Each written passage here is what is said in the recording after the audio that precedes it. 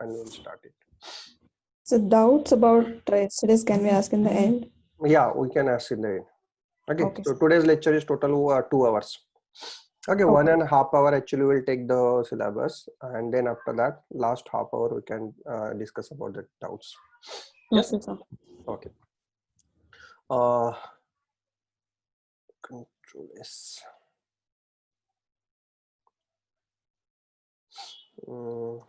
Memory dot C.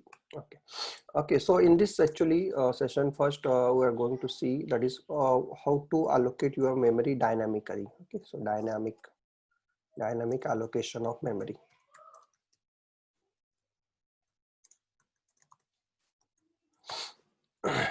Okay, so but before starting this point, let me explain you what do you mean by dynamic allocation.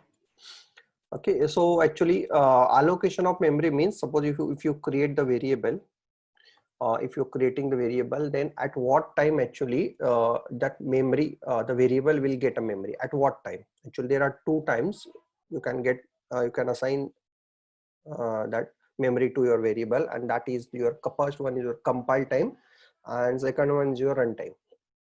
Okay, so compile time means actually when you assign any, when you create a variable at the time of when you create a variable using the first type, that is your compile time of allocation, that is known as static type allocation. Static type allocation means your compiler know that how much memory is required to use that variable, or what is the size of that memory. The compiler know at that time of compilation only. Okay, so if you provide your program to compiler and compiler know that this X variable require 10 bytes of memory, X variable require 50 bytes of memory, then that type of allocation is known as a compile time allocation. Okay, the second one is your runtime allocation or the dynamic allocation. In a runtime or dynamic allocation, at the time of compilation, the compiler don't know how much memory is being allocated to that particular variable. Okay, so it might be 1 byte or it might be 1000 bytes. So depending on the user inputs, actually at the runtime it will get decide that how much memory you want to allocate it. So that is known as a runtime allocation or the dynamic allocation. Dynamic means at the dynamically at the runtime we can change the allocation of that memory. That's known as a dynamic allocation of that memory. Getting? So we'll take one example. Suppose there is a class of 60 students. Okay, there is a class of 60 students, and I'm designing one program which will calculate the average of all the test marks obtained in the test. Okay, so there are 60 students. If you know that exactly there are 60 students, then use compile time allocation. When you use the compile time allocation, you have to enter the marks of 60 students. Okay, it means that all the 60 students has appeared that test. You input that marks into your program, and your program will calculate the average marks of that test marks. That is your compile time. But this is only possible if you know that the exact amount of students. If you know the exact amount of students, that is 60 students, you know that I have that the test has given of by the 60 students, so you are allocating the memory for the 60 students. Okay, but suppose there is a class of 60 students, but on that day actually only 5 students has came to appear for the test. 55 students are absent. Then, and if you are using compile time allocation, then what you are using? You are entering only the marks of 5 students, but the remaining 55 students you are entering as a 0 or absent. Okay, generally it is 0. So all say 55 students get as a 0, and only 5 students are getting the marks. And while calculating the average, actually you should divide by 5, because 5 students appear, divide by 5, and that is your average marks of that student.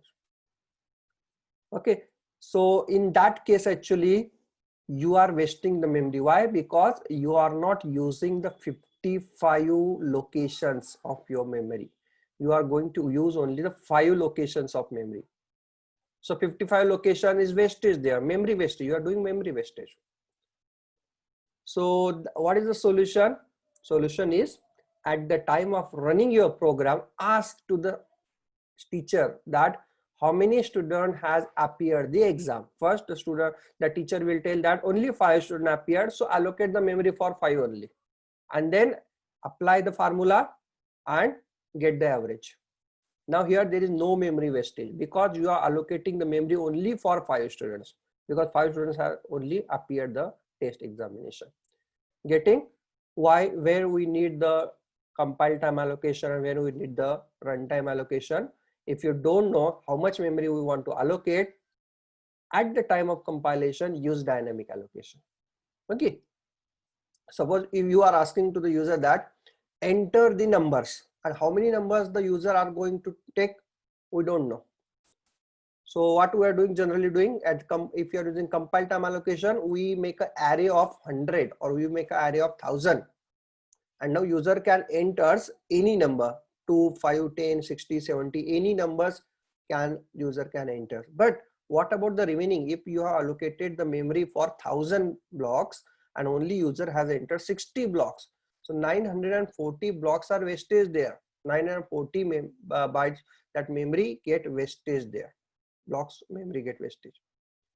So if you want to remove that memory wastage, the solution is the dynamic allocation. Getting? So how to achieve this? We can achieve this by using the function malloc and calloc. Okay, so these are the two functions generally that is being used to allocate your memory dynamically. And what is the use of that function? We will see here. What we do, first we will ask to the user that how much memory blocks you require, and according to that we will allocate it. Okay, so we'll start with the our program stdio.h and then integer main.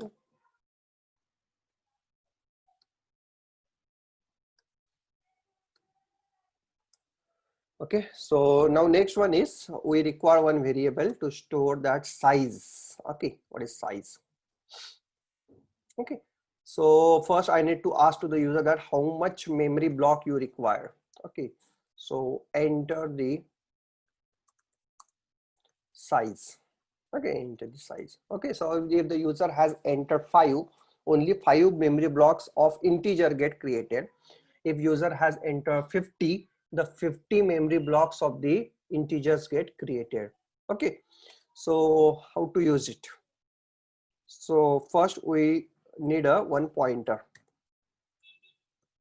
First we need a pointer, and why we need pointer we'll see here. First we are calling the function malloc. First we call the function malloc. So what the malloc function require? Malloc function requires some input. And what is that input? The input is the number of bytes that the malloc function need to allocate. So it requires the byte. It doesn't require in terms of the blocks. It requires the bytes. If suppose if you want to allocate the 20 bytes of memory, use malloc 20. If you want to allocate 60 bytes of memory, use the malloc 60. Getting? So it requires only input as an integer here. But here we require to allocate the blocks, not the bytes.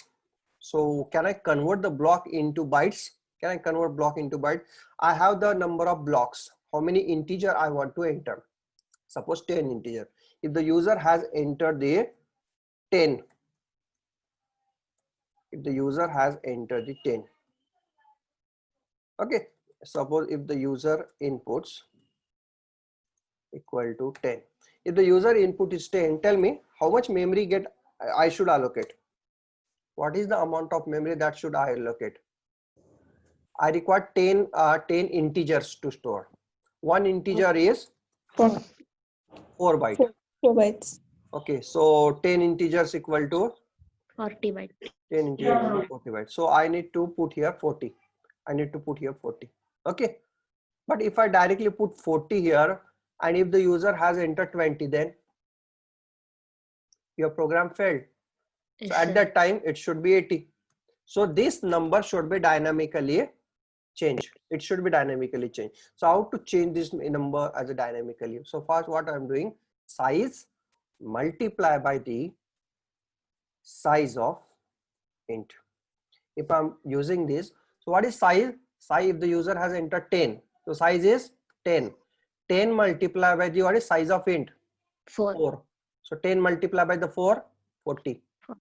Okay, so Yes. now you have done one formula, and using that formula actually you are getting the number of bytes that you want to allocate. Getting?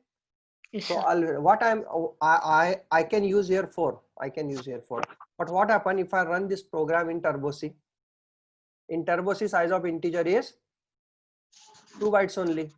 So instead of that, I'm making this statement size into size of whatever the size of integer,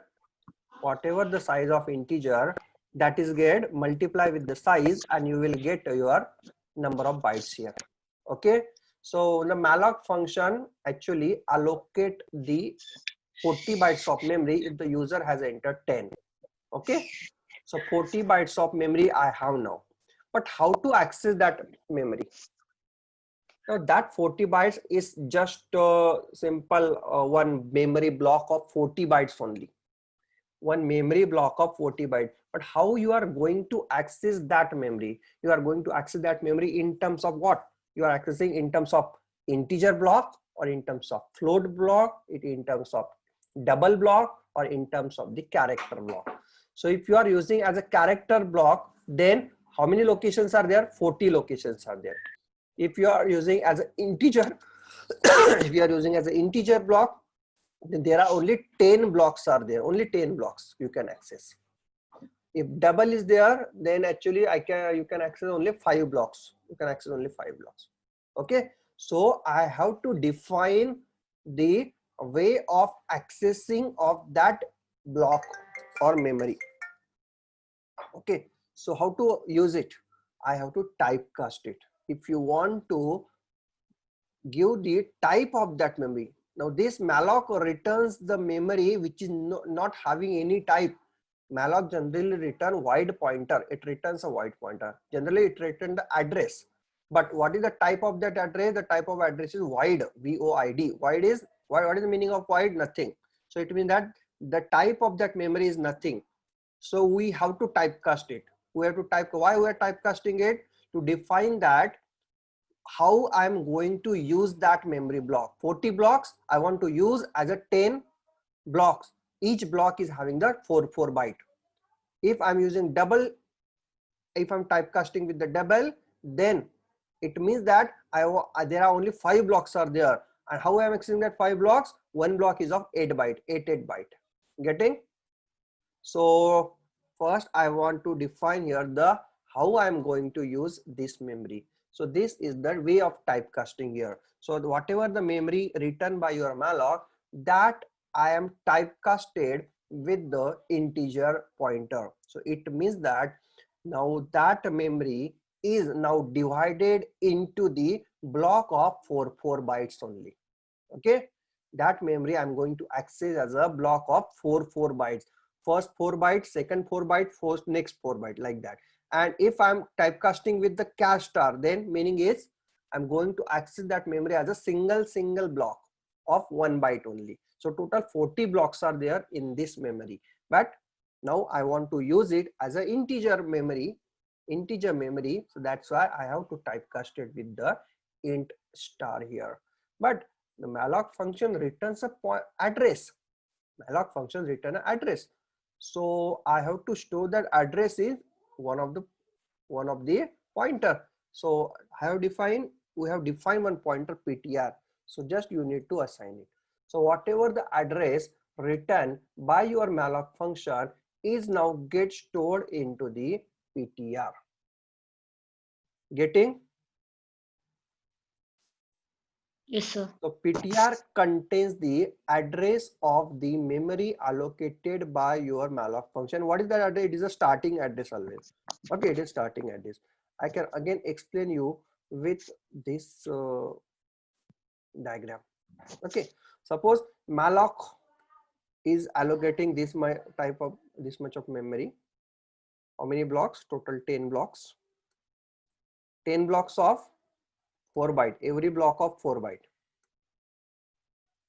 So actually, if you consider only this statement, this one, malloc, size of return, it means that your malloc is a single memory of size 40 bytes. There is no block is present, only one block is present, one block of 40 byte. I don't want to use as a one block, I want to use as a integer blocks. So how to use? You have to typecast it. So what you have done, you have to typecast it. So you have done the typecasting, and when you done the typecasting, what happened? Actually, it happened as your memory is divided into the blocks, number of blocks, and how many blocks are there depending on that size, depending on the whatever the size is there. If size is 10, then there are 10 blocks. Size is 20, there are 20 blocks. Okay, now you have created one PTR variable. Yes, this is my PTR variable. Now where is the PTR variable stored? The PTR is variable stored in your stack memory. PTR variable stored in your stack memory. So this is my main function. My main function. In the main function, actually, I have created one pointer PTR. PTR. It is PTR, and this is the storage of that PTR. Okay. Now consider that this memory starting address is 3000. Starting address 3000. Can you tell me what is the storage of this memory? The memory allocated by the malloc function, what is the storage of it?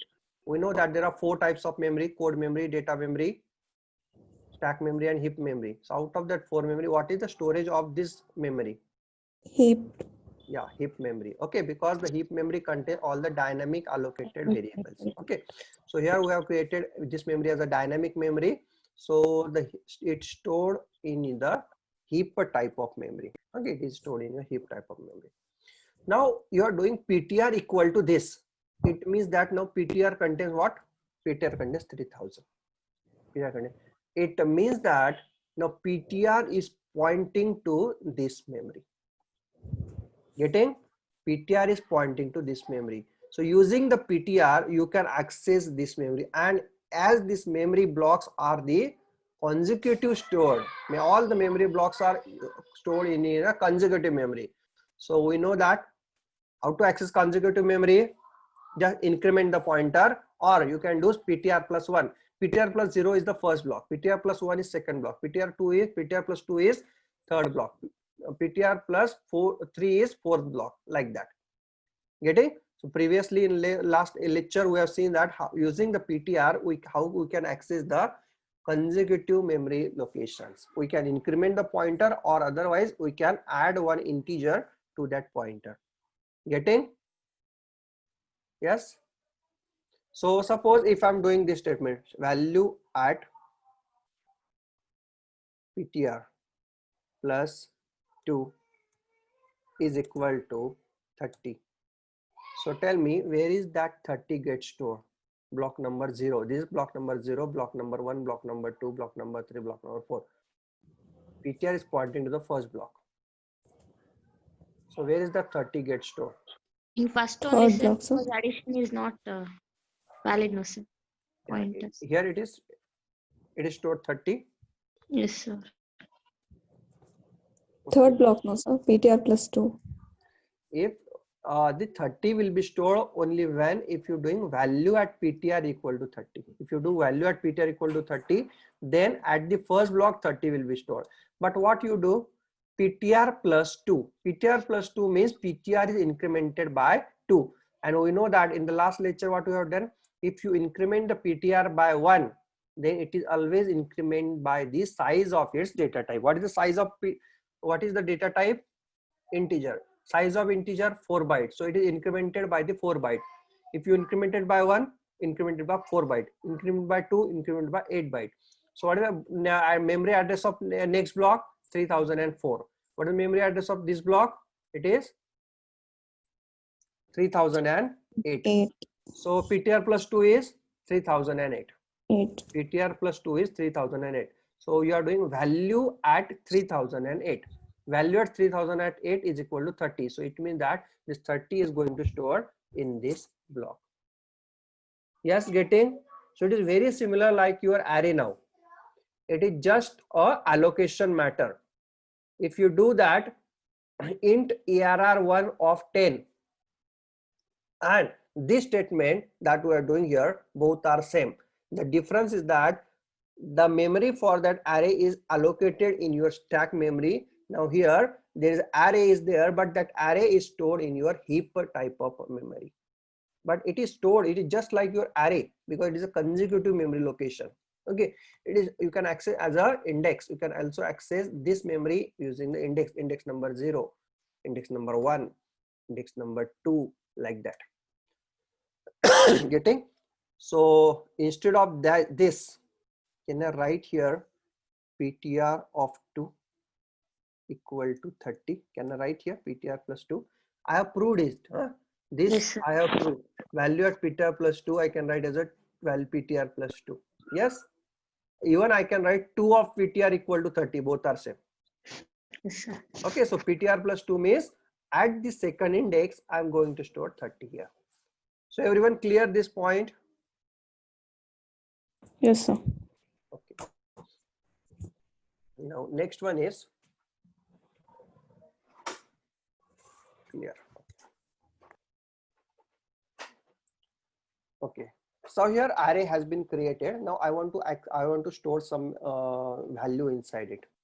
So I'm going to store here for integer I equal to, you can access that this array as a your normal array now, I less than or equal to size, not less than size, and I plus plus, and then suppose I want to scan it from the user. So scanf %d and then address of, yes, PTR of 0, PTR of I, not 0, PTR of I. Okay. So before that, I'm printing here, enter the array elements, enter the %d, enter the %d array elements, and then here size. Okay, so here this statement will scan the 10 numbers. Okay, 10 numbers from the user, and that is going to store into your array if your size is 10. If you give the size as a 5, then only 5 will be created. Okay, now I want to print it. So how I can print? Again, you require the for loop. So you have entered the array /n, and then instead of printf, need to do here printf, scanf, we need to do printf and then PTR of I. Then yes, now if you remove this line and instead of this line, you just, if you're doing the PTR of 10, then both are same. Now the difference between this and now this program is, in a previous program PTR of 10, that is the memory allocated for that array is the stack memory. Now the memory allocated for your array is your dynamic memory, that is your heap type of memory. Again here, if you do this PTR of size, then your C language doesn't allow it. C language doesn't allow PTR of size, doesn't allow it, because at the time of your, at the time of creation of your, at the time of compilation, your pointer size should be defined. At the time of compilation of your program, the size of array, the size of array should be defined. If you are not defining, now what is the size? you are taking from user. So size is not defined at the time of compilation, it is decided at the runtime. So this statement is invalid. Okay, so how to achieve this? Use this technique. So if I'm achieving this, whatever the user is enter 1, 3, 500,000, whatever the user is enter, that amount of memory get allocated, and now you can access that memory by using a simple your array operations. Okay, so we'll try this program. We'll try to run this program using the terminal, because that scanf is not works in my Sublime Text. So where is the location? Zoom C line, okay, GCC and memory.c. Okay, so here one header file we should include, and that should be stdlib.h. lib.h. Why stdlib.h? Because we get a warning that must include the header file stdlib.h for the malloc function. Malloc function is defined in your stdlib. Okay, so declare it. So I have stored it. Again, come back to terminal. Again, try to compile it. Now it is perfectly fine. Now try to run this program. So if I'm running this program, then first it will ask the size. If I put 5 here, only 5 input will be take. It will take. Enter the 5 array elements. Suppose 30, 40, 50, 60 and 70. These are the 5 elements. Okay, you have entered 30, 40, 50, 60 and 70. Getting? Okay, so instead of this, if I enter the, instead of that, if I enter 10, then it will ask for the 10. Okay, you have entered the array this. Okay, so it will ask for the 10. Getting? So the what is the difference between that previous program? This is the same program we have done in your array, one dimensional array.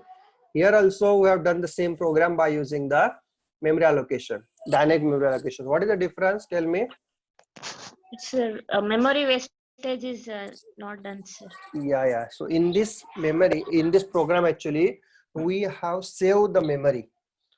We have allocated the memory as per only requirement. If the requirement is not there, no need to use it. Okay. Getting? Yes, When sir. you have this type of the actually generally this dynamic allocation will be do in your data structure subject. So you need to enter the data and you don't know what amount of data you want to enter. So there is a structure is there, one node is there. Have you heard linked list?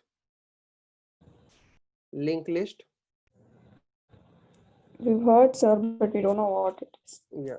In a linked list, actually what happens, it is just like your array structure. It is just like your array, but it is the one node is attached to second node, second is attached to third node, third is attached to fourth node.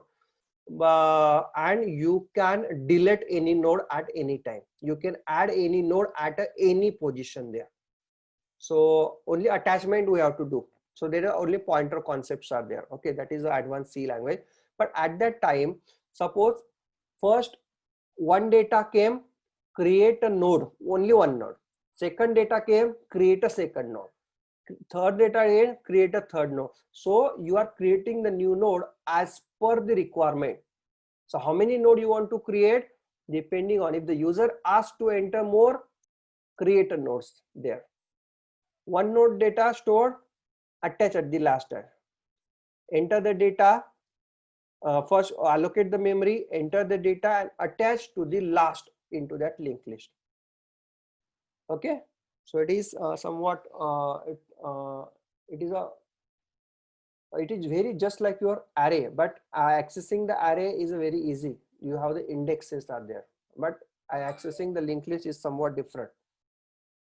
You have the pointer which is pointing to the head node, then you are incrementing that, you have to increment that pointer by using head of next, then it is pointer is pointing to the next node, Okay, so that is whole concept, whole linked list you have to revise if you want to get into details of that linked list. But generally this malloc is generally very useful when you go into the data structure subject. Without malloc, there is no data structure you can do. Okay, because how much amount of data you don't know. You want to store some data, database, and how much data you don't know. So just allocate the first byte only, and whenever required, allocate the second, whenever required, allocate the third, like that. Yes. Okay, so this is your dynamic allocation. Now in this actually I have used the malloc. I use malloc. So same thing I can repeat with the calloc. Okay, but the calloc requires the two arguments. The calloc requires two. First one is your size, and second one is your size of int. When you do this, no, actually the program will not run here. Cancel build. And I'm compiling the program. I'm running the program, enter the size again, 4 elements. Yeah, and you have entered the 4 elements. Okay, so the same program actually you can do with the calloc also. So what is the difference between malloc and calloc? First one is malloc requires the single argument. Malloc requires the single arguments, size into or number of arguments. Okay, now what is the calloc is somewhat advanced function which take the two argument. First argument is how much memory block is required, how many memory block is required, and what is the size of every memory block.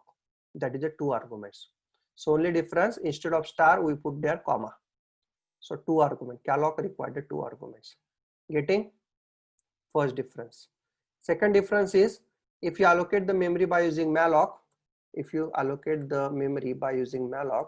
all the allocated memory having the default value as a garbage value.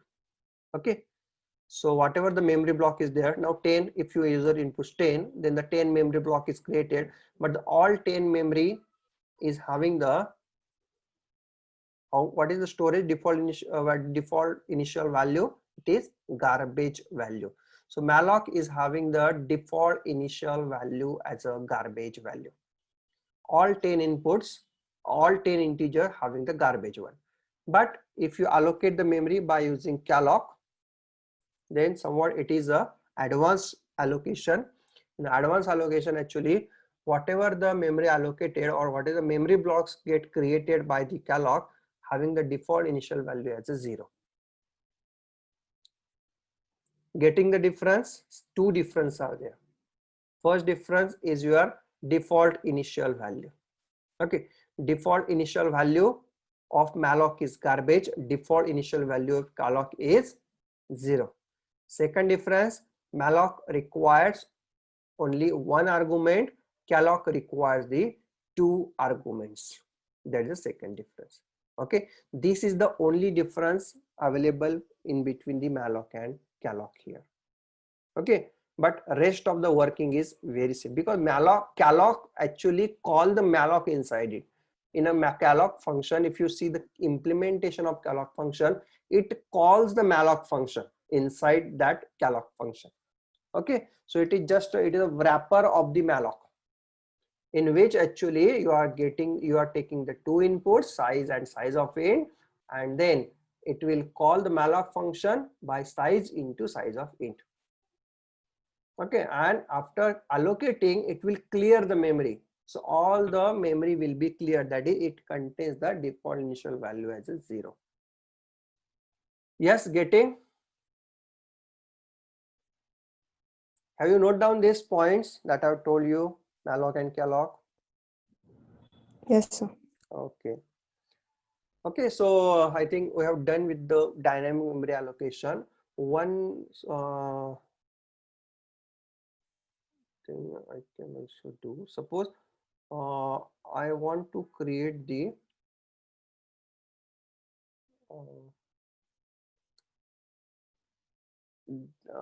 float.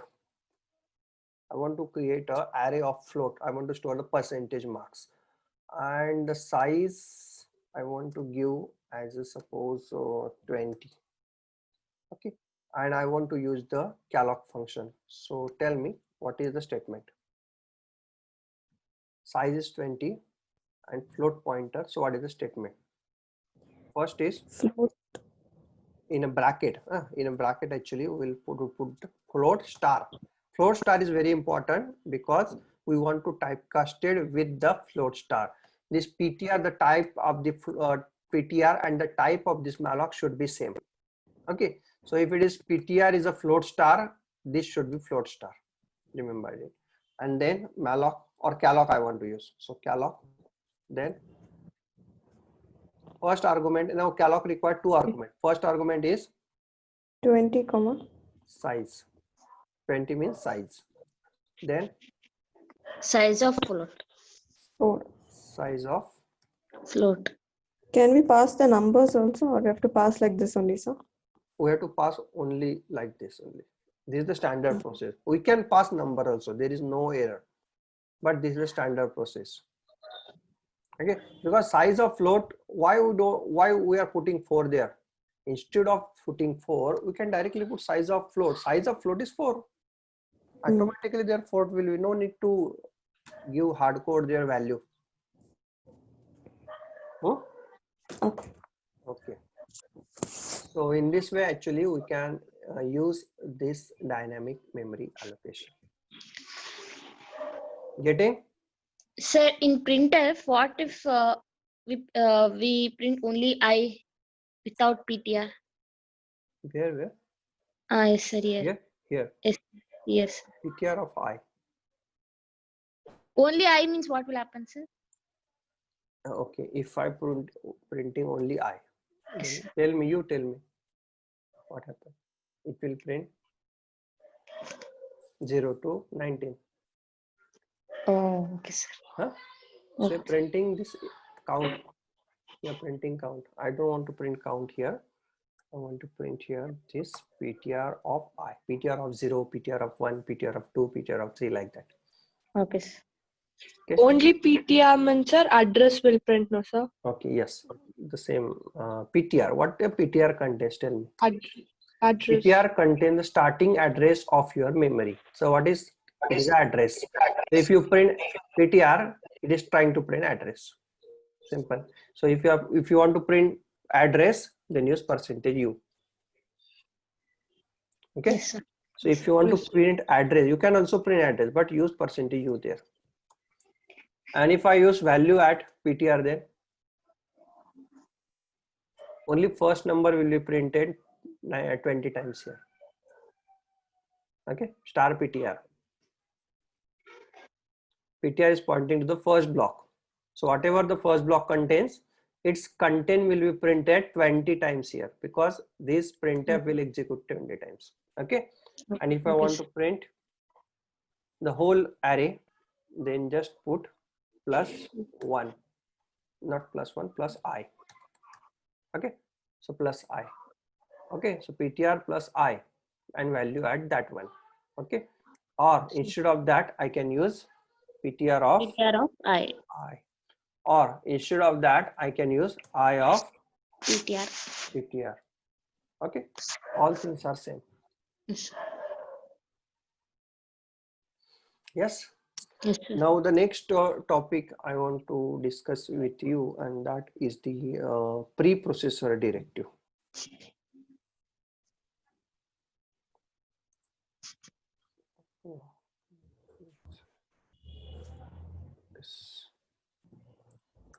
Preprocess.c. Okay, next topic is preprocessor directives. Okay, so have you heard this word preprocessor directive? Yes, sir. Yes, sir. So what is this preprocessor directive?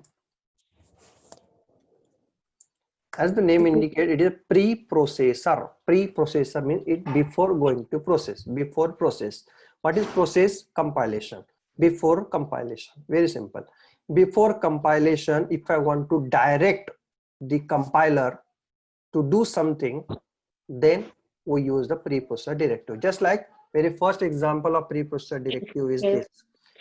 # include stdio.h. Now this directive is do what the preprocessor directive is doing here. It include stdio header file into my program. Got it? But when it does before going to the compilation. So meaning of this line is before going to compilation, include the stdio header file in my program. Getting?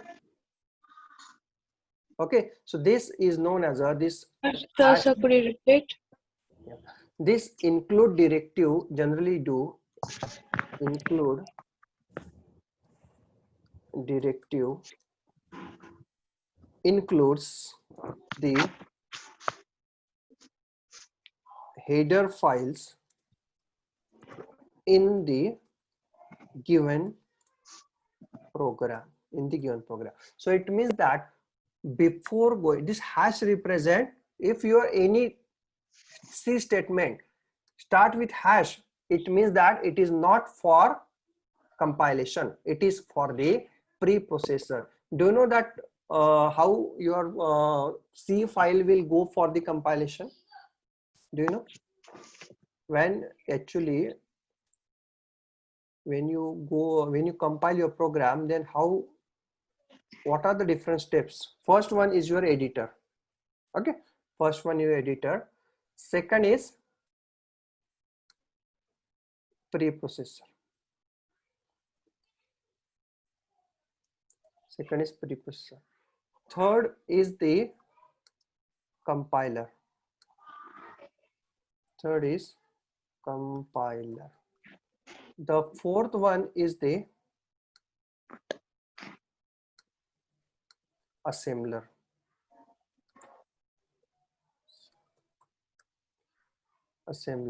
The next one is the loader. Okay, loader. So the output of editor is always, suppose if my file name is hello, so output of the editor is hello.c. Output of editor is always hello.c. So when you work on typing your any program, then you are working on an editor window. Now next one is when you compile your program is not directly going to the compilation. First it go for the preprocessor. Preprocessor is the program. Okay, to that program your hello.c will be provided. Now when your hello.c will be provided to the compiler, that one new file is created, and that file is known as hello.i. It is called as a hello.i file. It is called as an intermediate file. Okay, it is called as an intermediate file. Now intermediate file contains all the expanded code. Now what is meaning of expanded code? Now what is your first line of your program? Hash include stdio.h. The meaning is that include the stdio header file into my program. So whatever the content of stdio.h, it is get copy paste into your program. So your file get expanded. Your file get expanded. If your previous file contains hello.c contains only 5 lines, then expanded file might contain 1000 lines. It might contain 2000 lines. So how many include file that you have, how many header file you have included, that depends on the size of your hello.i. So hello.i file is a very, very expanded file. Okay, so it contains the contents of your hello stdio.h plus hello.c. Getting? Now this hello.i file is now fed to the compiler. It is fed to the compiler now. Now what the compiler is doing? Now compiler will check the syntax. Compiler will check the syntax. So is it you have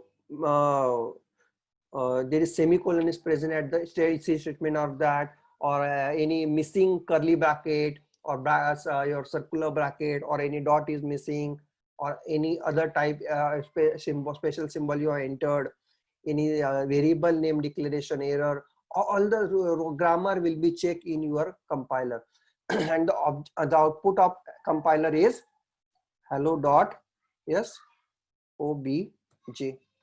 The hello.obj. Getting? Now hello.obj file is the output of compiler. So can we directly run hello.obj? No, you can't. So that program you have to fed to the assembler now. Now what the assembler is doing? The assembler will combine the all the objects file that is required to run your program. For example, in your program, suppose you have actually call the printf statement. Now printf function is written in a other C file. Printf function is written in other C file, and when the function is written in other C file, though using that hello.obj file, you require another obj file, that is your printf obj file. The function present in that file, that it's obj file, object file, you need it here.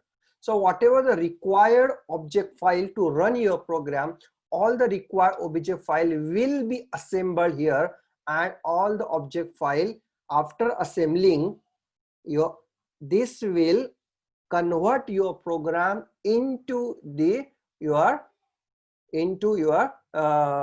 machine language, into your machine language. So hello.obj only contains your code only, but it doesn't contain the code of printf, it doesn't contain the code of scanf. So your code of printf and scanf will be available when you fed your hello.obj to your assembler. Now output of assembler in your Linux is a.out. In Linux it is a.out, and in Windows it is exe file, and in Windows actually it is a exe file. Okay, so now exe file you want to run it. When you want to run that file, you need to give this exe file or a.out file to the loader. Now when you call the loader, actually when I do this statement,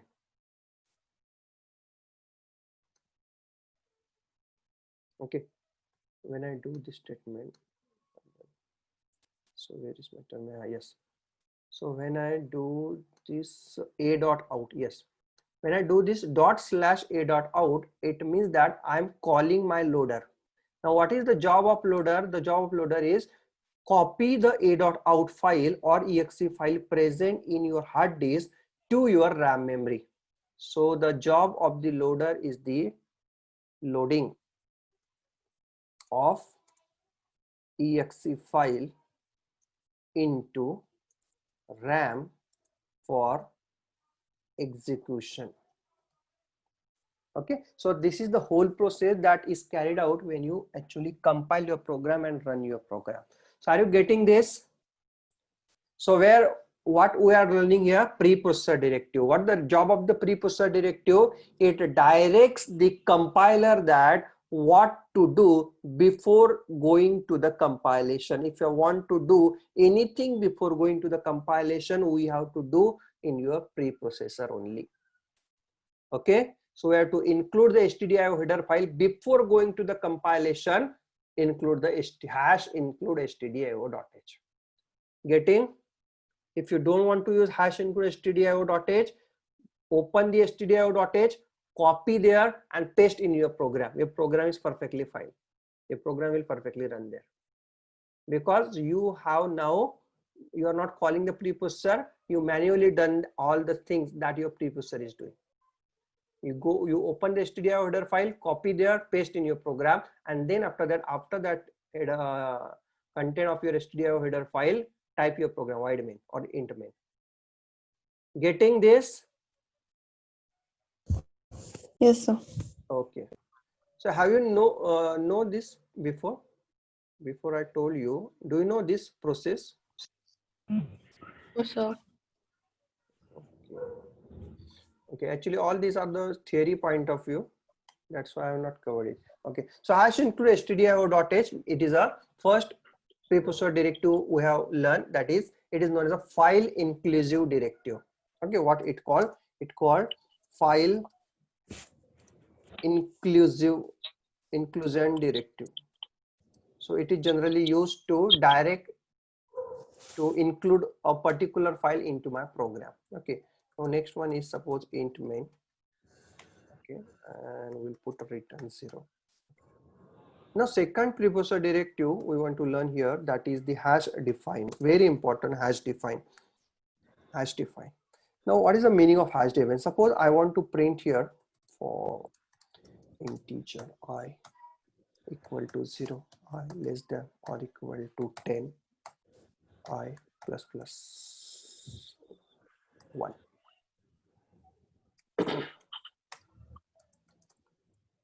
Printf %d and I. Tell me what is the output of this program? Very simple. 1 to 10. Yes, very simple. It is 1 to 10. What is error? Macro. Okay, hash define macro. Okay. The output is 1 to 10. Getting? Okay. Now I want the output of 1 to 20. Then simple. Just put 1 to 20. Yes, 1 to 20. Suppose if this for loop is present in my program 4 times. Okay, there are some statements.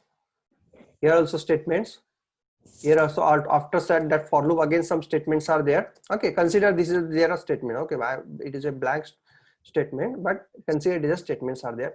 Now instead of 20 I want to do 10 again. Tell me.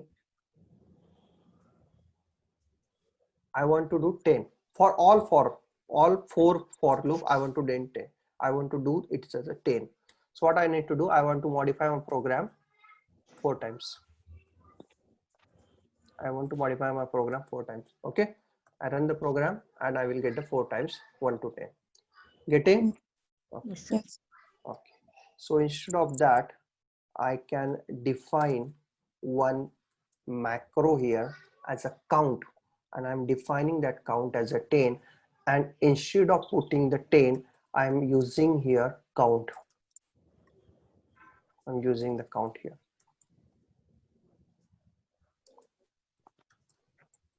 Now what happened? It is 1 to 10. Now if I want to change it to 12,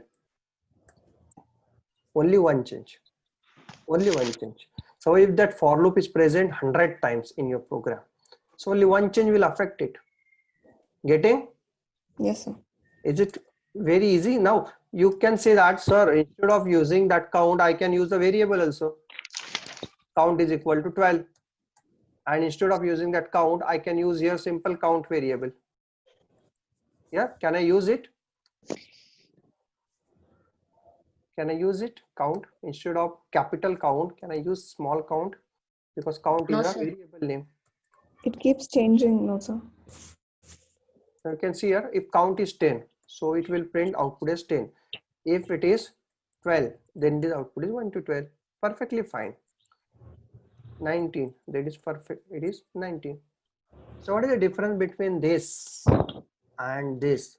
Which should be preferred? Which should be preferred? This and this, which should be preferred? Because the same thing that you have achieved using this technique also, and you have the same thing you have achieved using this technique also. So which should be preferred? This one using variable or using this preprocessor directive count? Preprocessor directive, sir. Why? Yes, correct answer, but why? Because this is local variable, it will be in stack. Yeah, it is the variable. That is the reason actually. It is the variable. Variable means it requires memory. So here for storing the count, it requires memory. 4 bytes is wasted. But instead of that count, if you are using this,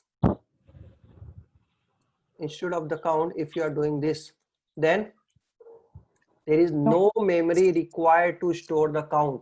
Now what their meaning of this hash define is that whenever there is a count appear in your program, before going to compilation, replace it by 12. Getting? It is a preprocessor before compilation. Before compilation is doing that. Whenever there is a count is there in your program, replace that count by 12. Okay, so count is appear 4 times. So before going to compilation, this is replaced by 12. and this program is now going for compilation. This program is now going for compilation. So you are not wasting a memory there. Okay. Okay, this program going for compilation, the previous is not going for compilation, because all the count will be replaced by 12 before compilation, preprocessor. Getting? So this is called as a macro. This is called as a macro. Okay, Yes, sir. done. Now you can use this macro as a function also, but actually there is no function call, but you can still use it. Just like instead of using the count, I'm using here, or first I will tell you actual meaning of this. Suppose pi 3.49, if I want to calculate area, int area is equal to, suppose area of circle I want to calculate. So area of circle 2 pi r square. Okay, so pi into r into r. Okay, and what is r? I'm defining the r as suppose 4. Okay, so can I directly calculate area here? Printf %d area is equal to and the area. Okay, so we will get the area equal to 50. Getting? So can we define R also there only? Yeah, we can define r. We can define r, but generally radius we need to take from the user. If you need to take from the user, then it is a variable. It should be variable. But what is this? Pi. Can I take this pi from user? No, No, sir. sir. I want to calculate area and I'm asking enter the radius, enter the value of pi. Then user will not buy your program. User will say that why I should know the value of pi. Pi should be had to be, because it is a constant. So to store the constant, actually this macro can be very, very useful. Okay, only constant, a variable we can't use. For storing the variable we can't use macro. Only to store the constant we can use there. Okay, so generally it should be float %f. Okay, so it is 50.24, correct answer, 50.24. Okay, now next thing is I want to discuss about this macro is I can pass a argument to this. I can pass the argument to this macro also, just like so addition. I want to add the two numbers x comma y. So it is replaced by x plus y. Simply. Addition is equal to %d, and I am calling the macro as a add 4,5. So it will print 9. Very simple. So it means that whenever there is add x comma y means x is 4 and y is 5 now. Whenever there is add x comma y, it is replaced by x plus y. So now you are using 4,5. It means that it is replaced by 4 plus 5. So this program is now going for compilation. You will get same output. So before going to the compilation, whatever this type of the macro is there, that will be replaced by this thing, x plus y. Getting? I can use here variable also. A is equal to 4 and b is equal to 40. And I can use here variable also, a comma b. So your answer is 44. Yes? Are you getting this? The use of macro. So here actually this add function, add macro is very similar like your function, but there is no function available here. It works as a function. You can give some input argument to that macro, but function is not there. Function call is not there. Function call is present at compilation time. But here add is a macro, and macro is before the compilation only. Okay, and whatever that add x comma y will be replaced by x plus y. Yes, getting? Yes, sir. Okay, so yes, Space you left, no, sir. X plus y before. Yeah, it should be space. Space should be there. So because there are three terms are there, three terms. First one is hash define, space, the name of the macro, space, and what is the replacement. Okay, macro name, space, replacement. What should be replaced with this one? Okay. Now tell me the answer. 4,6.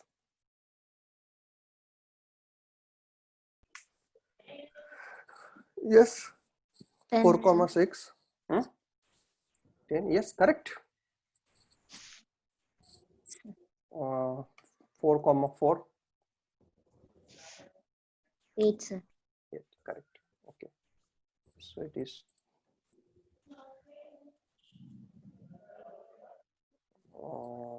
3,4.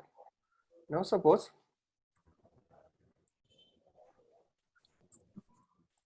square.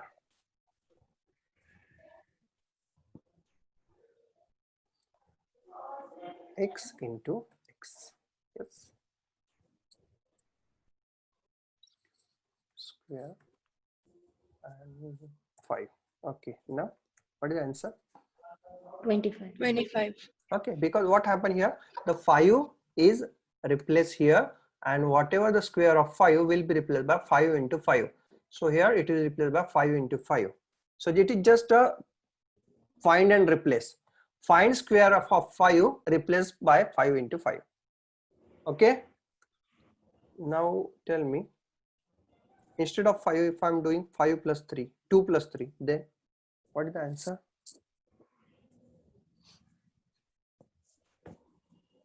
There may be error, sir. No, sir. 25 only. There is no error. Okay, I can explain you. There is no error. If there is no error, then what is the answer? 25 only, sir. It should be 25. Yeah, it should be 25. But if I run this program, you will get answer as a 11.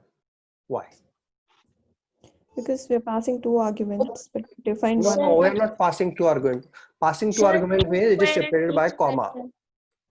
It is plus only. So it is single argument. Sir, it is taking 2 square and 3 square and it is adding, sir. No, no, Separate. 2 square. 2 square is 4 and 3 square is 9. 30. 9 plus 4 is 13. Addition is 12. Actually, it should not be addition. It is square. Okay. So it is actually 11. It should be 25. So why? This is the error. If I pass only 5, then perfect answer. If I pass 2 plus 3, then there is an error. Error, not error. There is a problem in your program. So what is Sir, that? it's like 9 plus 2, sir. Only one it got squared. So tell me, what is the meaning of square? SQUARE. Square of x. What is the meaning of square of x? Tell me. It is Double. replaced by x into x. Okay. Okay. Now what is the meaning of SQUARE? Square of 2 plus 3. Just compare with upper statement. 2 plus It 3 is into 2 plus 3 into 2 2 plus 3. Tell me, can I replace this with this, and can I control C, control C and control V.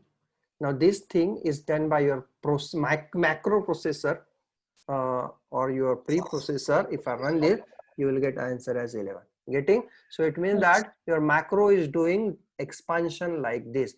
So here what is x? X is not 5, x is 2 plus 3. Getting? So whatever you are passing is a x. You are passing 2 plus 3. So it means that x is 2 plus 3.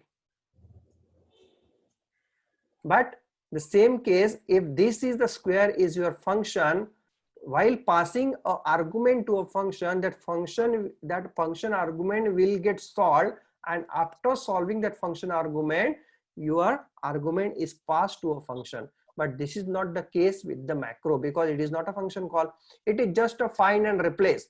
Find square of 2 plus 3 replaced by 2 plus 3 into 2 plus 3. Very simple. It is just blindly, it will only replacing. Okay, getting? So how to Sir, remove this error? sir, what if that brackets or doubles, another bracket is there? 2 plus 3 inside that another bracket. It is in another bracket. Ah, yes, sir. Yeah. No, it is not. Actually, there is error. Error because this type of macro is not present here. Okay, sir. Macro is not present. So how to remove this or how to correct it? So I can correct like this. Ah, yes, sir. Every There. argument I am enclosed in your brackets. If I enclose in your bracket, then tell me what is the replacement here? It is a replacement is in a bracket 2 plus 3 again In- multiply in a again bracket it is 2 into 3. 2 plus 3, not 2 plus 2 plus 3. Okay, so if I run this program, you will get a perfect answer as a square of 25. And if I call the same macro with the 2 plus 3, and then if you run, you will get an answer as a 25. Getting? Yes, sir. So remember that while writing the macro as a function, then you need to put that brackets to every argument. Every argument you should include in your bracket. Okay, then only you will get a perfect answer. Yes? Yes, sir. Okay, so this is the only thing is available in your macro. So macro is what to remember in macro. It is just a find and replace. Blindly it is find macro. It is just replace it. So whatever written here, it is just replace here. Okay, now I can use this macro as a nested also. How?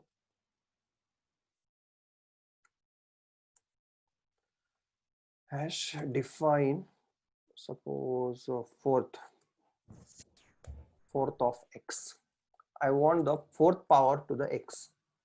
So fourth power to the x, I can use it as a square of x multiply by the square of x. Can I use it? Square of x is equal to square of x. So if I want the fourth power of the 2, fourth power of the 2 is, tell me, fourth power of 2, 16. so you'll get 16 answer. Yes, so this is called as a nested macro. Macro inside macro. So whatever the fourth of x will be replaced by square x into square x. Okay, now square x will be replaced by x into x, and second square x will be again replaced by x into x. So whole replacement is x into x into x into x, and that we want. Yes, getting? Yes, sir. Okay, so this is about your all the macros. So next preprocessor directive that we want to discuss is a hash if def. Hash if def. Okay, but before hash if def, we must define one of the directive. Okay, just like hash define suppose OS as a Windows. Okay, hash define OS as a Windows. Okay, so suppose I want to do some specific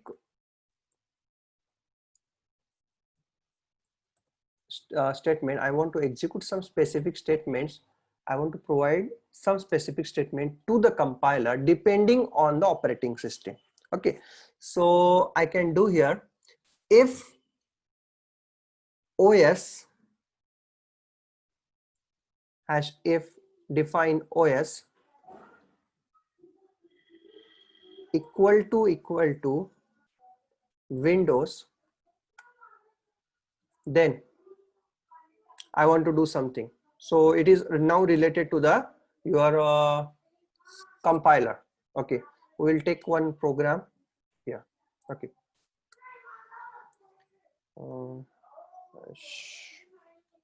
hash if def os equal to Windows, then printf Windows hash elif os equal to Linux, then printf Linux.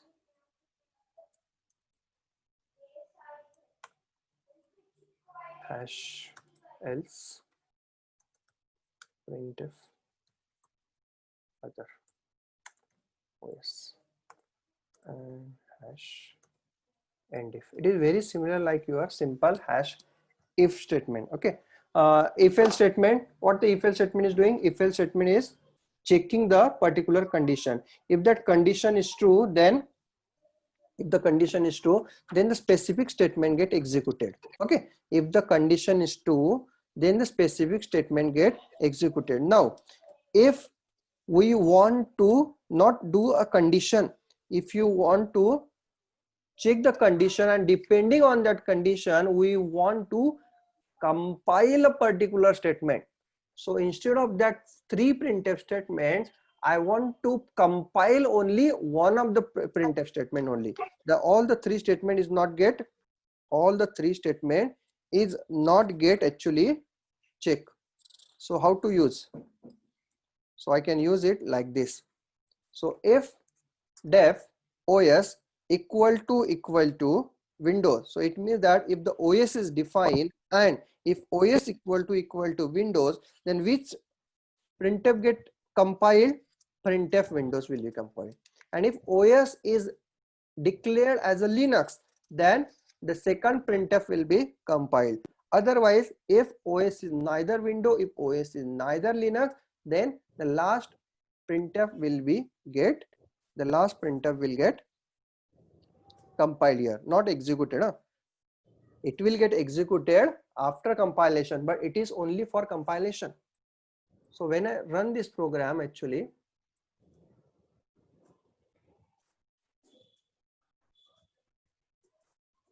okay, not if def, actually it should be if only. Okay, so what the OS we have defined? Windows. So if the OS has to be defined, then which printf has been compiled? Windows. Printf Windows. So if this is get compiled only, then what get executes? Only Windows. Okay, only printf will be executed there. Okay, printf Windows will be get executed. Instead of that, if I want to execute that Linux, so what I'm doing here, I'm defining my OS as a Linux. When I'm defining my OS as a Linux,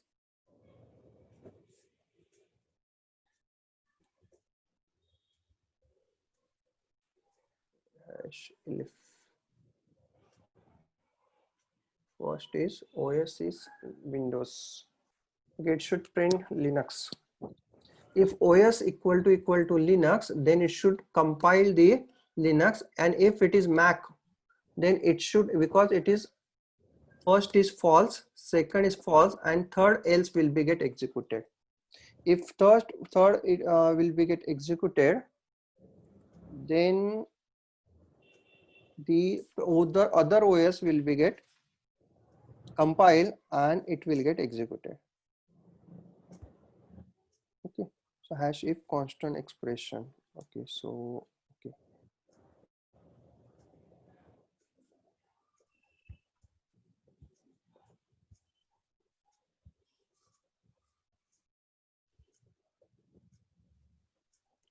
I can use here number. Suppose for Windows I am using 1.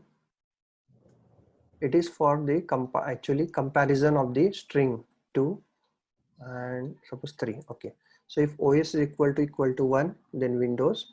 If OS equal to 2, then Linux. Yes, and if OS equal to 3, then otherwise. Okay, so I can give the comment here for Windows. OS should be equal to 1. Linux, for Linux it should be equal to 2, and for Mac it is equal to 3. Okay, so which OS, on which OS you want to compile this program, on which OS you want to compile. Suppose there are the compile your OS specific instructions are there. If OS specific instruction, then first we need to define that OS. What is my OS? My OS is the, if I want to compile this program for the Windows, it has defined OS equal to 1. Then whatever the statement you have written here, you can write the number of statement here. Whatever the statement you have written here, that only get compiled, the remaining will not get compiled. Getting? This is related to the compilation, it is not related to the execution. Okay, so which, when you are doing hash define OS1, this statement get true. So what is your program going for compilation? This and all this will be get deleted, and this is the only program that is going for compilation.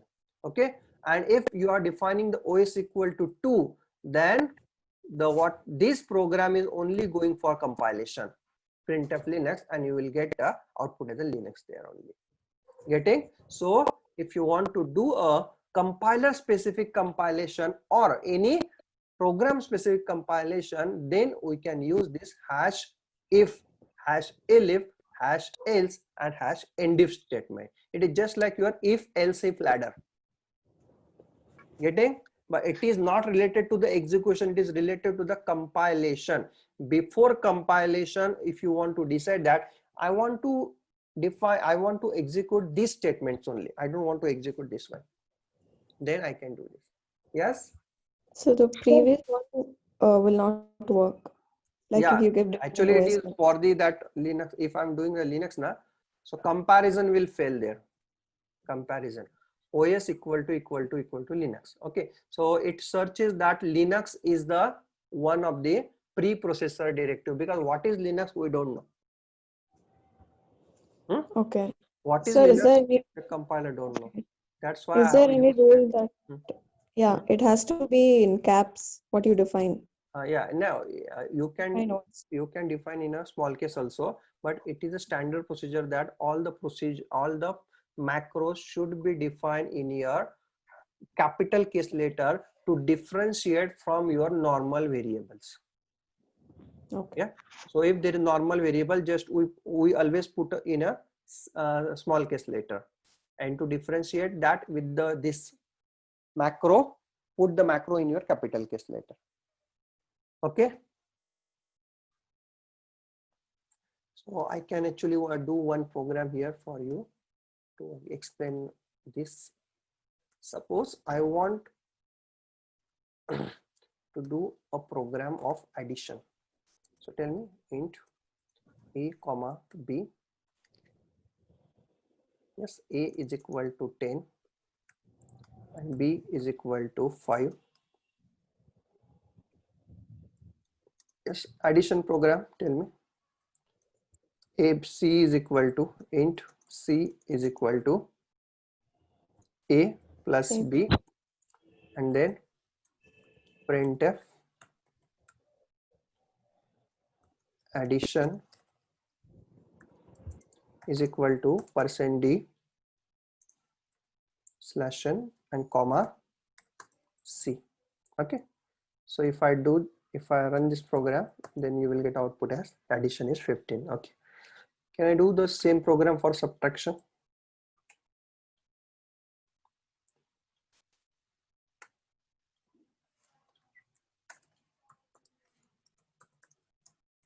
Subtraction, but if I do this program, I need to change their variable name. And if I run this program, it will print both addition as well as subtraction, but I want to print either addition, I want to print either subtraction. So I can define here the one preprocessor directive macro as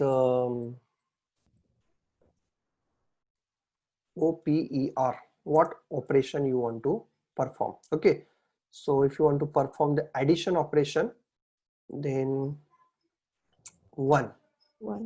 Okay, if you want to do the subtraction operation, OPR should be 2. Okay, So what I'm doing here, I'm using here hash if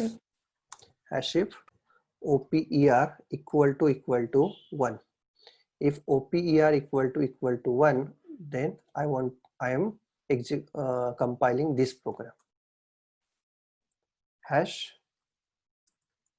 elif oper equal to 2. If oper equal to 2, then I want to compile this program. Now here I can use the same C variable. And the last one is end if. Here the if should be terminated with the end if. Now if I run this program, then only addition will be printed. If I want to do subtraction, just put their OPR to subtraction. Getting? Yes? Sir, Hmm?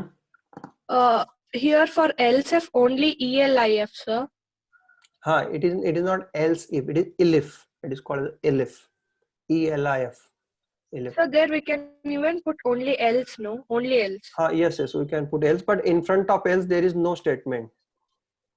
There is no condition should be there. If there is else, condition should not be there. If you want to put condition, there should be elif. Okay. Okay. So are you getting this now? Actual use of hash define. Hash define can be used for two purposes. Okay. First one is you're using the macro. Okay. Macro or to define the constant. First purpose. Second one is I can write the macro as a function. Okay, which take the arguments. That is the second one.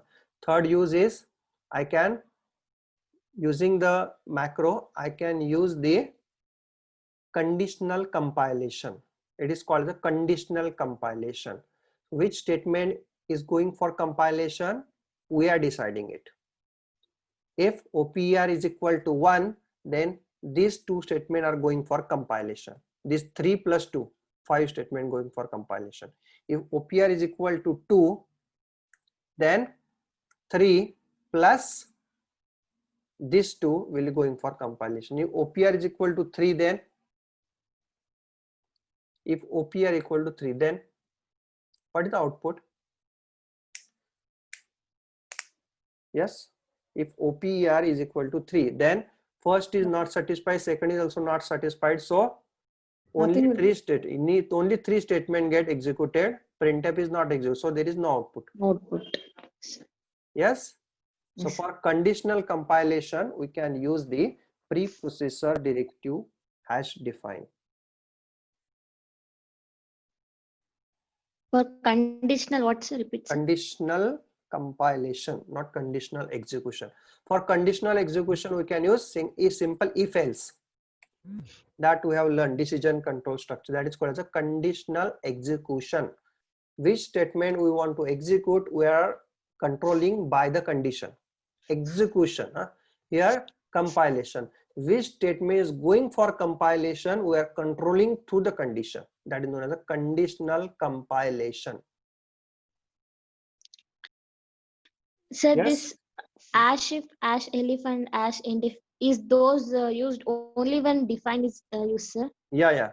If you are not defining, then there is an error. Just try to run this program. Yeah, actually, this is fail, and so there is no. Okay, first is fail because OPR is neither 1 neither 2, because OPR is not defined yet. So OPR is neither 1 neither 2, so no statement get executes and you will not get any output. Now you can use this. Okay, yes, you same statement I can use here. If def OPER, Yes. it means that if OPER is defined. What statement I'm doing? If OPER is defined, then use this hash else. I can print here printf. Please define or please provide the operation first. Operation. Please provide the operation. Yes, can do this. Okay. And the last one is remaining. What is remaining? Hash and if. Okay, this end if is for the inner one, this end if is for outer one. Okay, so if OPER is defined, then we will checking the value of OPER. If OPER is not defined, then it will print please provide the operation. Now OPER is not defined, so what it prints, please provide the operation. Okay, and if I defining the OPER, then addition is 15. If OPER is equal to 2, OPER is equal to 2, then our subtraction is 15. Getting? Sir, Yes. why is that if IDEF? Which one? If DEF, that one. Yeah, Yeah. the meaning is if define. The meaning is if define OPER. If OPER is defined, then execute this. If the OPER is not defined, then go for the else. Getting? Means like preprocessor directive. So there if it is defined, then go for the okay. Yes. Okay. Now it is defined, so it is going inside and check the value of OPER. Now if I'm commenting this, then it means it is not defined. If it is not defined, it fails. So it go to the else and it will print please provide the operation. Yes? Yes, sir. Yes, so that time we didn't get any output when we gave hash define OPR is 3. Yes, if OPR is equal to 3, then this is true. This is not true. This is not true. So we are not written for 3. So we can put here else. We can put else here. Printf invalid operation. Invalid operation. Okay. Control B. Invalid operation. Yeah, so this I got it, but previously we didn't get any output. So does that mean none of it is compiled? Like no, none of it is compiled. Yes. Suppose this is my previous program. Okay. So in this program, and if I have not, in OPR is equal to 3. If OPR is equal to 3, this is not compiled. This is also not compiled. If this is not compiled, only 3 statement is compiled only. So no printf statement is there. So no output. Control B, there is no output. Okay. Okay. Sir, and it's compulsory for that end if, sir, hash end if. Yeah, it is compulsory. It is the end for if. If you are not giving end if, error. Preprocessor error. Unterminated So there it's fine, sir, but why before else? Why before else? Which one? Yeah. This, yeah, that one. Yeah, sir. Because this is the inner loop, na? Inner nested if. This is the nested if. Every if is having its own end if. This is the one if, and this is the second if. Okay, okay, sir. So my inner if is having its own end if, outer if is having its own end if. Yes, getting? Any other doubts? Okay, now I can again modify the program like this. If it is not defined, okay, so I can check here first one. Hash if and def OPER. The meaning is if OPER is not defined. If OPER is not defined, then I am defining OPER is equal to by default 1. Hash and if. Okay. Now here in my program, actually, if my OPER is 2, now it is defined. So this condition is false. If it is false, then it will go here and will check the OPER. OPER is 2, it will do subtraction. But suppose if I forgot to define OPER first. Before main function, I have to define OPER, but I forgot. Okay, I forgot. So if I forgot, then your program is doing that for you. That is, if OPER is not defined, define the OPER as a 1, default one. Getting? Yes, getting this point? If the macro is not defined, if macro is not defined, and if you want to do this, then use this statement. If not define OPR, then define OPR. Or you can do even other thing. You can even add some conditional statement there. Printf OPR is not defining, like this. Printf operation is not defined by user. So default addition. Selecting default as a addition. Okay, so Control B. So here, if the OPR is not defined, so it will first say that operation is not defined by the user, selecting default as addition, and addition is equal to 50. And here, if I define this, then this printf will not execute. If this printf will not compile, it will go here, it will check OPR, OPR is 2, so printf will be there. Okay, so you can put here printf statement again.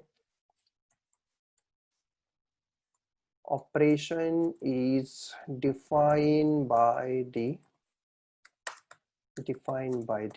user. Slash. Control B. Now you can see here operation is defined by the user, and which operation? Subtraction. Okay. And if I do 1, then operation is defined by the user, and we will putting addition. But if you are not doing, if you are not defining OPR, and operation is not defined by the user, then selecting default as an addition, and we are defining the OPR. And then after that, here, that is actually this, we are defining the OPR as a 1. So you can say it will print it as a operation is defined by the user, and OPR addition is equal to this. Getting? So this is all about the conditional compilation, not for the conditional execution. So we will list out which preprocessor directive we have seen. First, tell me, very first one is,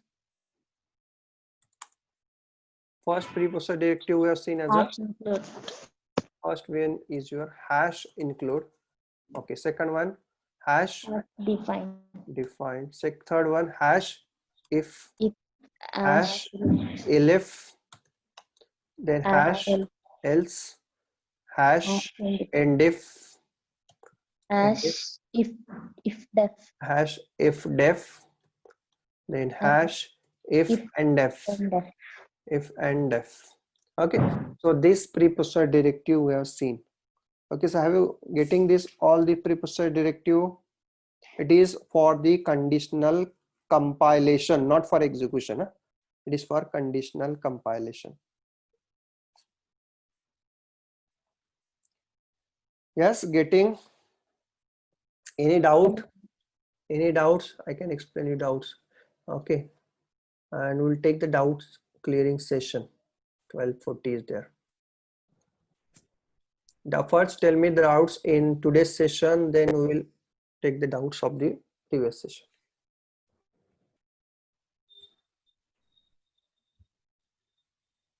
Yes, in today's session, any doubts? No, sir. No, Okay, sir. so every point understood? yes sir. Okay. Now next one, previous one. Previous doubts. Sir, multiplication, sir. Yes, multiplication logic, that is your thing. Actually, you need to. Sir, I tried, sir. Mhm. I didn't get out. Multiplication. So once again, Mhm.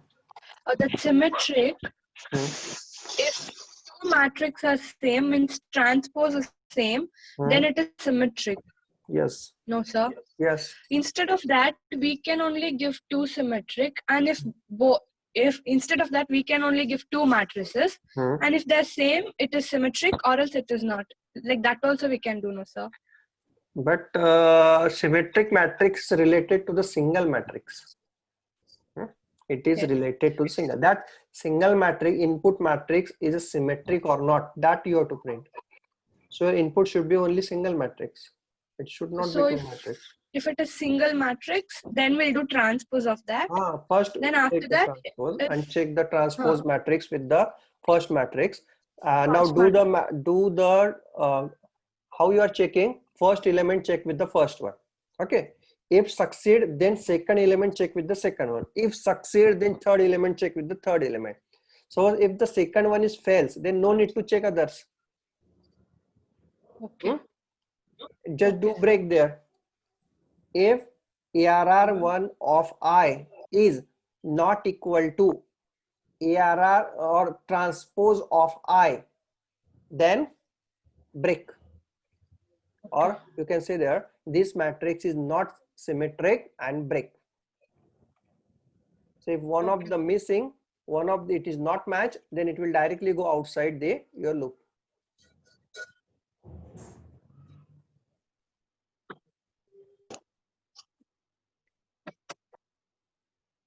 Yes, multiplication actually I want from your side.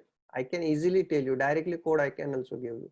But I want to try at your end, because I have tried it for whole one day to get that 3 lines of code only.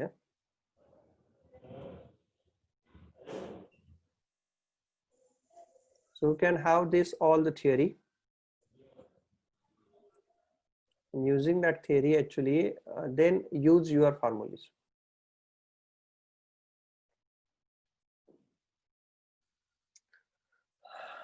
Yes, next. So determinant. Which one? Determinant. Determinant also the formula. It is related to the formulas. I'm Sir. asking you regarding to the C language. That is all our mathematics. Determinant, Yes. small matrix is fine. Yes. So 6 by 6 Different- matrix. No. Go for 3 by 3, not 6 by 6. Actually, 6 by 6 is a very complex determination. Its complex sir. formulas are there. Go for only 3 by 3. It is Okay. fine. 3 by 3.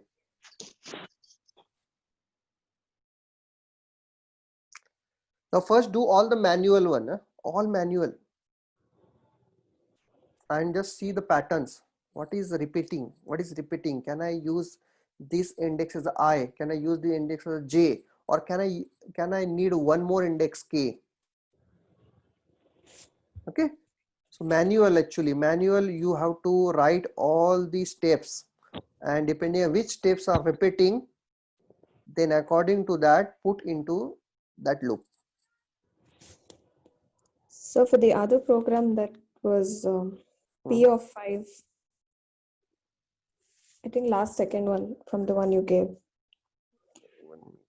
left shifting the matrix. Yes, left shifting the matrix.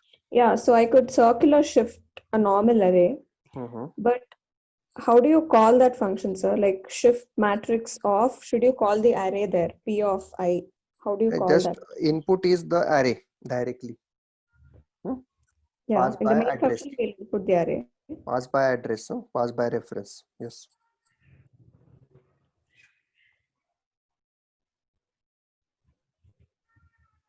EP of 0. Given array P5, write a function to shift it circularly left to by position. Okay, the position is given. Call this function for a 4 by 5 matrix.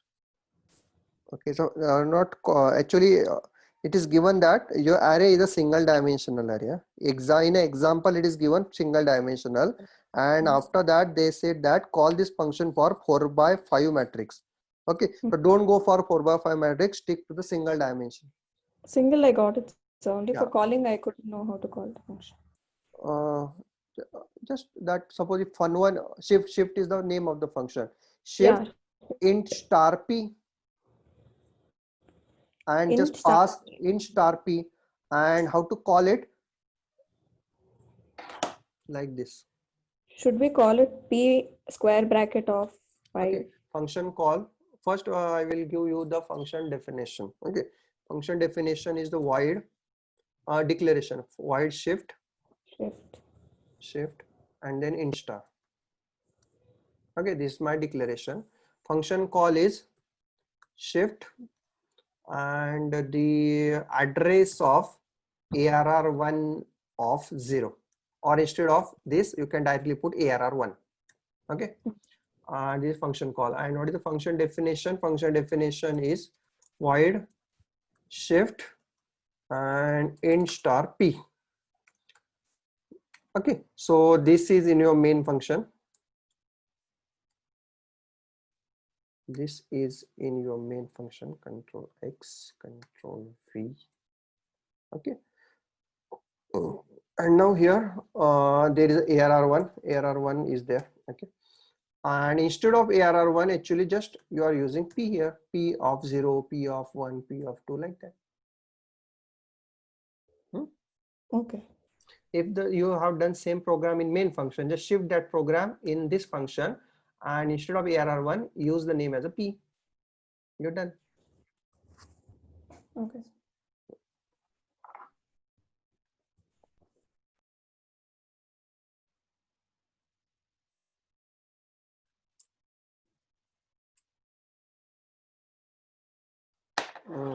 Okay. So done with the doubts. Anyone know what is it? Generally in main function we put as a int main and empty bracket, but here actually it is int argc char const star argv. What is it? This is also one of the form of main function. This is called as a, this is used for, it is used for command line arguments. Okay, this signature of the main function is generally used if you want to use it for a command line argument. Command line argument is nothing but, suppose if while running your program, if you want to give some inputs, ./a.out space 10 space 20. So this 10 and 20 is the input at the time of running your program. So that is the command line inputs. So if you want to use this, then this type of signature of the main function should be used. Okay, so we'll take this command line argument in the next lecture. Firstly, we will take that command line argument. We'll complete all the small topics, and then we will move towards the string. So can you tell me which are the topics remaining? Just revise me. Strings. Yes. Command line, files. Structure, sir. Structure. Union, enums. Okay, so command line argument Monday we will take, and we'll start. Command line argument require hardly 15 minutes to complete, 15 to 20 minutes. The next one is your string. We'll start with the string. Monday whole day requires string, and then on Tuesday we'll start with the structure. Okay, structure requires 1 day. And so files also there, sir. Yes, files is there. Files is the last point. Yes. Tuesday structure, if possible enum and union also will take, because enum and union is not so much complex data types. Just a comparison of structure is needed there. And then on a Wednesday we'll take the files. Okay, this is the probable schedule. Okay, if it extend, then we will extend up to the Friday also. Yes. Okay, so there are total 3 weeks that we have conducted. 3 weeks. We start with the 13th of July we started. on first week we have taken the 5 days, second week 5 days, and this week we have taken 6 days. 6 days. So total 16 days is already over. 16 days. Again, require the 4 or 5 days again. That C++ class is over. Over, sir. Yes, it is over on 30th of July. Okay, so your class, I am taking the whole concept of C language only because you are responding to me. Okay, if you are not responding to me, this class is also get over up to 30 only. So I am taking the all points of C language. Actually, these points will be never be taught in any C language, any basic C language programs. These are all of the advanced C language, preprocessor, command line argument, and then this your dynamic allocations. These are all the advanced concepts. Generally, it is taught in your data structure. But Sir, when you are starting Python, sir? After the 15th of August. Okay, sir. Okay, sir. Yes. Okay, so I think we should stop today. We will meet at the Monday. Tomorrow is holiday. Okay, sir. Okay, so enjoy your holiday and we will meet at Monday. Okay. Thank you. So, Okay, thank you. so, Yes, so one doubt for the symmetric matrix. yes. I had used the concept of flag. Flag, yes. Yeah, so I had made it like if transpose is equal to the actual matrix, and I incremented the flag. No. If transpose equal to add matrix. Like after transposing to What is check. the statement, actual statement? If First, I made it transpose, sir. After Yes, making yes. transpose, if trans of ij equal to A of ij, A of ij, I incremented the flag.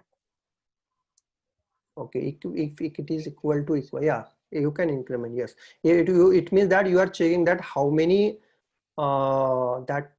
equal operation has been performed. Suppose 3 by 3 matrix, so equal operation should be 9 operations should be performed. Yes. Yeah. And Yes, after that you are checking the flag.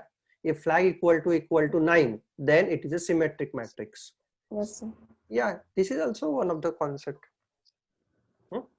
Okay. Yeah, the same program I already told you that same program you can solve in number of ways.